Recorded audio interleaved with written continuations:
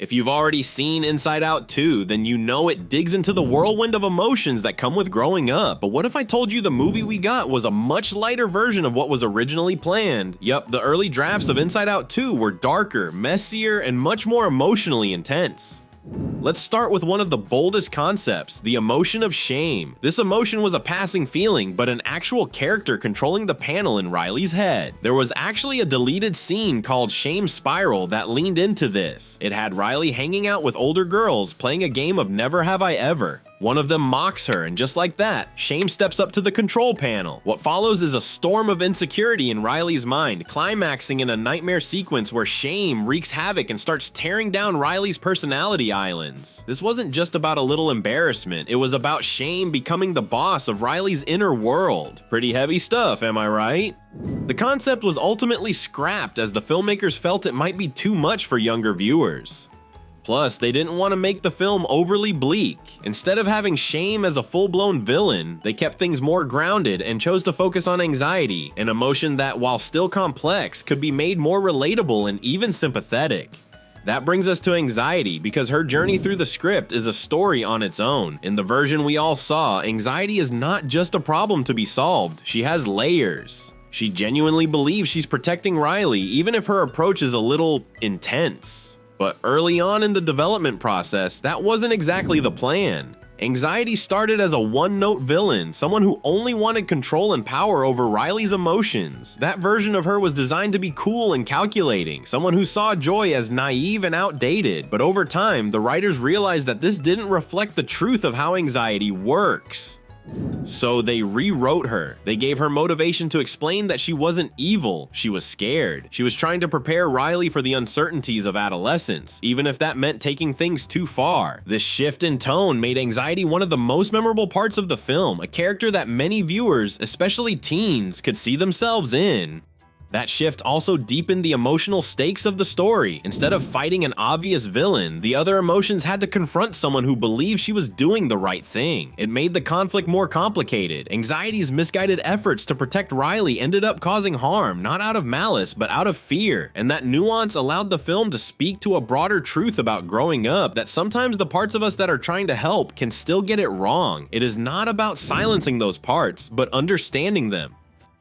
Moving on, there was another deleted sequence called Broken Joy that was meant to show Joy losing control of the panel for the first time. It would have happened just as Riley was getting ready for a pool party. The idea here was to foreshadow a bigger emotional breakdown later in the film. Joy, who once had complete control in Riley's early years, was starting to feel powerless in the face of new emotions. It was symbolic of how childhood joy often gets pushed aside as more complicated feelings show up during puberty. Now, while this scene would have added depth, the creators felt it slowed the pacing and was too repetitive, so it ended up on the cutting room floor. But the wildest deleted idea might just have been Puberty Park. More than just a scene, this was a whole theme park inside Riley's mind dedicated to the chaos of puberty. Just imagine a roller coaster of mood swings, a haunted house of parental embarrassment, and even a weird little machine called Birds and the Bees that was supposed to humorously represent that awkward talk we all remember getting, or avoiding. In this version, the emotions had to navigate this absurd park while being chased by hormone police and stuck on emotional carnival rides. It was chaotic, colorful, and probably a little too much to keep track of in a 90-minute movie.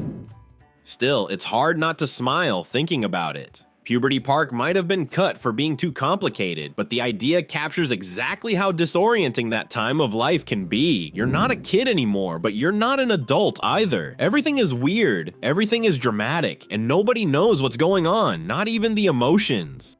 Another change came with the subplot that originally involved a talent show.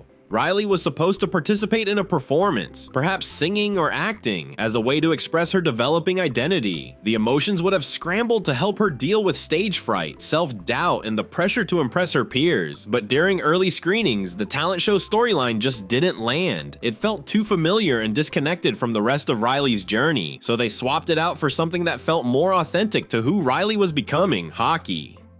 Riley's love for hockey is what gives Inside Out 2 a lot of its emotional grounding. It's not just about the game, it's about competition, fitting in with older teammates, and proving something to herself.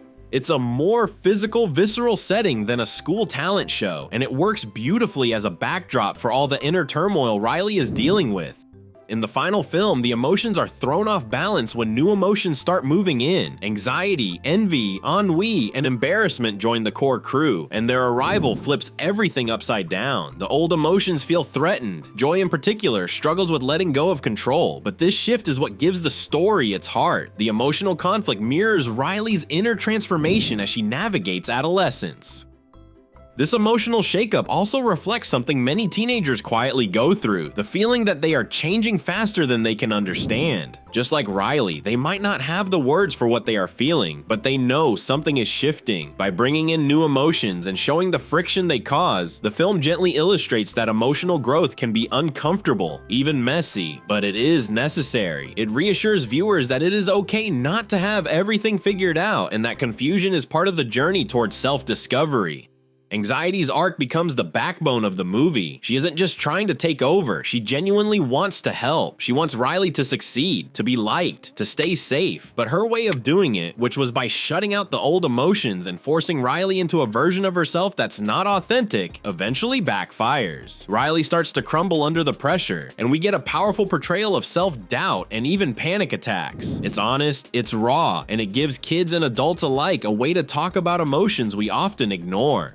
Away from on-screen drama, there was also the behind-the-scenes drama. Some fans were disappointed to learn that Bill Hader and Mindy Kaling didn't return to voice Fear and Disgust. Reportedly, it was due to salary disputes. While the replacements did a great job, it still stung for viewers who felt attached to the original cast. But ultimately, the story held its own. The emotional resonance didn't rely on who was voicing the characters, but on what those characters represented.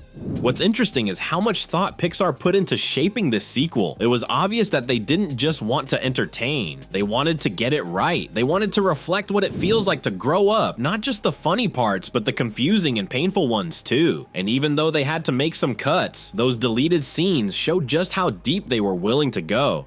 And maybe that is what makes Inside Out 2 so quietly powerful. It is not trying to overwhelm with spectacle or gimmicks. Instead, it leans into the small, often invisible moments that shape who we become. The awkward silences, the pressure to fit in, the self-doubt that creeps in when no one is looking. Pixar managed to tell a story that feels both deeply personal and universally relatable, reminding us that growing up is not about getting rid of emotions, but learning how to live with all of them.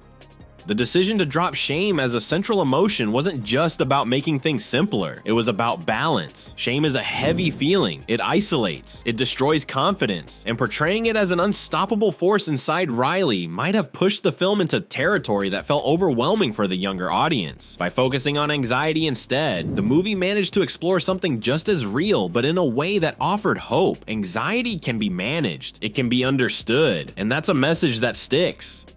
The same goes for removing Puberty Park. As hilarious as it sounds, the park might have been too distracting. Instead of exploring one idea deeply, the story risked becoming a scattered theme park ride of metaphors. Simplifying the inner world allowed the movie to breathe, to dig into fewer but more meaningful emotional arcs.